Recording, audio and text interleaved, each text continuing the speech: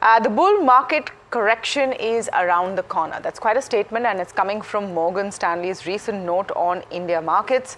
Rucha joins us with more. Yes, Rucha. Thanks, Tamanna. Good morning. So looking at the note, Morgan Stanley might hint at a correction, but reading through it more, it believes that there are many sources of correction in this bull market, but it also believes that India is still not at the bull market peak and India is just past the halfway mark.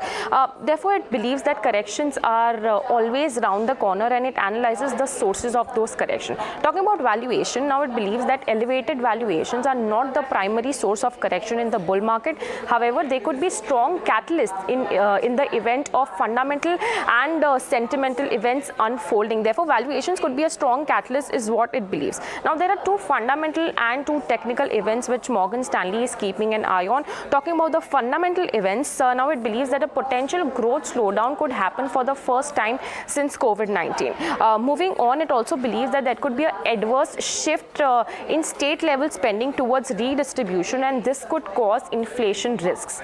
Talking about technical events that it wants to keep an eye on is number one, the possibility that the retail bid on equity can come down to primary market because of a surge in equity issuances.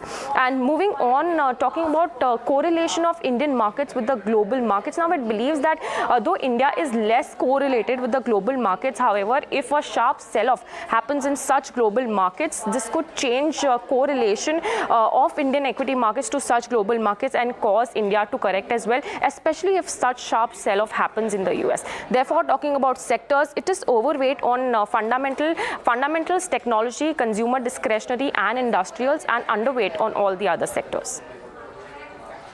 Thanks a lot for bringing us that. I just want to bring out one of the key things that Ridham Desai had to say, and he kind of, I thought what stood out for me on this note is that he says that valuation as a single factor is never a reason for the stocks to correct. Sometimes you just got to go back to basics, and Ridham has gone and done that. He's saying that elevated valuations become a catalyst when a lot of other factors come around. And I think one of the key things that he said in this note is that state elections and state profligacy, if it were to happen, could be a big factor, because it need not just mean financial impact but also inflationary impact. So I think which is why state elections also become important. But I think he's mentioned two keynotes. One is valuations, of course, but valuations coupled with this kind of domestic cues could well be a cause for worry. It's after a long time that I'm seeing Ridham Desai sounding a bit cautious, and hence interesting to bring it out to our viewers. He also says, I think the one line that, and you mentioned it, Neeraj, that I would take heart from is that he says that it doesn't mean the bull run is over. We're only at a halfway mark. And this is an opportunity for money sitting on the sidelines. It's an opportunity, I think, that a lot of the market has been waiting for.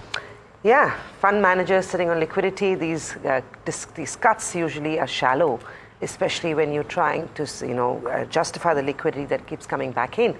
But the markets have been looking tired over the last few days, so this seems like it was almost in the offing. You have this big fall across global equity markets.